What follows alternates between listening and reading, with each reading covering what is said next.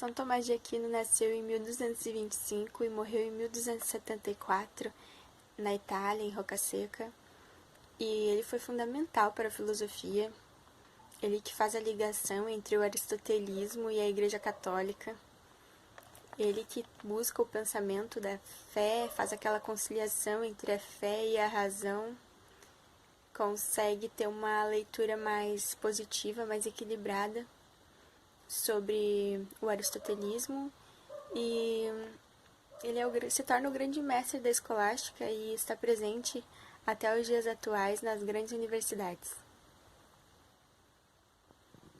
Temos grandes semelhanças e diferenças entre Aristóteles e São Tomás de Aquino.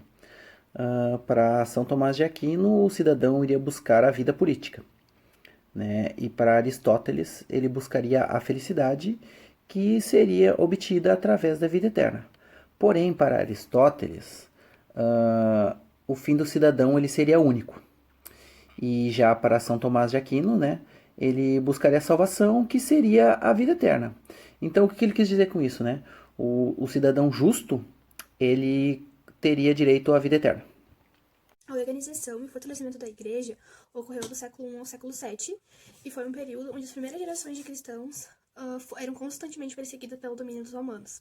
O acontecimento que marcou essa organização da Igreja foi o Concílio de Nicéia, que presidiu a união com o Estado romano. Dos anos 700 a 1300, ocorreu a simbiose entre a Igreja e o Império, e dois fatos importantes aconteceram. O primeiro foi o cisma, que foi a separação do Ocidente, devido às dificuldades encontradas para manter a homogeneidade da doutrina cristã com o relacionamento com a Igreja Bizantina. E o segundo foi as Cruzadas, que tinham o objetivo de reconquistar a Terra Santa das mãos dos muçulmanos.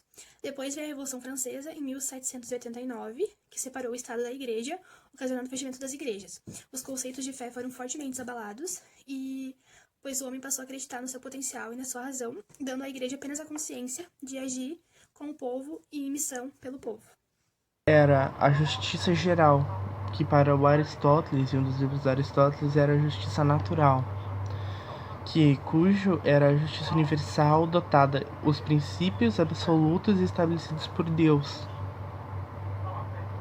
Já a segunda justiça era a justiça particular. Ela trata-se sobre a particularização da justiça geral. Dessa forma, seria o uso da justiça geral nas relações particulares, podendo ser distributiva ou comutativa. Na distributiva, dar-se cada um segundo do seu mérito, sendo uma justiça de subordinação, onde o Estado daria aos súditos em uma relação vertical. Já a comutativa seria uma justiça de coordenação, a vida entre particulares e devendo ser equilibrada. Neste não há uma relação de subordinação. Bom, Assim como Santo Agostinho, São Tomás de Aquino acreditava em uma lei advinda de Deus e outra advinda dos homens. Desta forma, a divisão das leis seria a seguinte: lei eterna, que é a lei de Deus, a lei perfeita, mas com o pecado dos homens nós não poderíamos ter mais acesso a essa lei.